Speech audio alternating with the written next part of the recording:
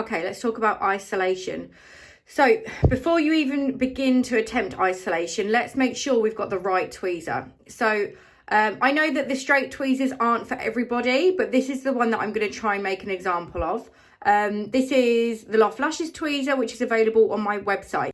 So the first thing that we notice about the tweezer is there is a 1 centimetre opening, and that gives a really good resistance and opening when you're opening up the lashes.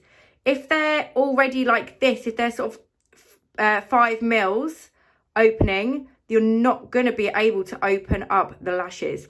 So you want a good 1 centimetre opening. Also, another thing is you don't want them stiff. You don't want to have too much resistance. They want to be a bit bouncy so that you're not getting like a wrist ache or finger ache. These are really nice and like loosey-goosey. So let's make sure that to start with, we've got the right tweezers. So another thing is you need to be holding your tweezer correctly. So lots of the time I see people trying to go in like this with either 2 or 3 fingers, and they're bang in the middle of that tweezer. And it's like holding a pen. If you held your pen like that, you would never be able to write.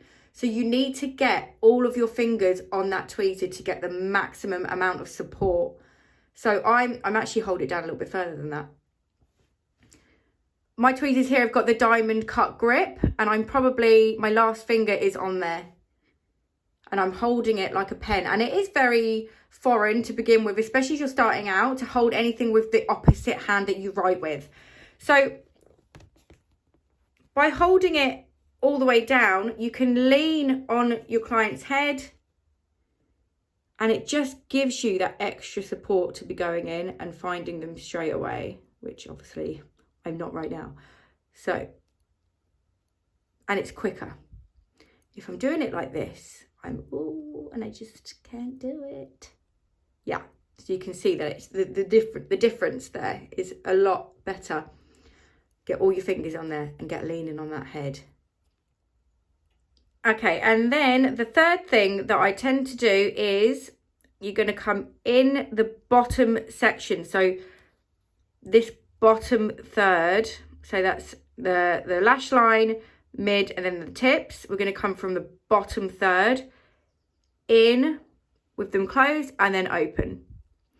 And in with them closed and open. And take your time. Don't just go in willy-nilly. See if you can see one that you want to go for and give them a little move about while your tweezers are closed. Like, get out of the way, you. And say if we have something like that, we can get our second tweezer. This is the J-curved tweezer, also available on my website. And we can just hook that one out the way. So you do one, and then I got more of a visual on that one that I want to get. We're coming closed and we're going to open. So I'll do that again. So I can see one and open. Or if we've got a big cluster of them, say here, I can just move a couple out of the way by hooking them. And then I found one. And it doesn't matter if you've got, so we've got one here overlapping. We can just come in and take it away. Get out the way. And now I've got a good visual. I've got a nice clear isolation. So don't be scared to come in with both your tweezers and use them to push stuff out of the way. Get a good visual on where you're going. If you need to get right in there with both of your tweezers. And we're going to close and open. And then the last tip is to keep the pointier sections of your tweezers away from underneath here or like this. Because if your client suddenly opens her eyes because she's asleep and your tweezers are directly going down and you get scared and you jolt for a second because she's frightened you, you're going to go straight into her eyeball. So try and make sure that these tweezers are always pointing through the lashes and these ones are always pointing up. So that if she opens her eyes, we are never going to come into contact with her eyeballs.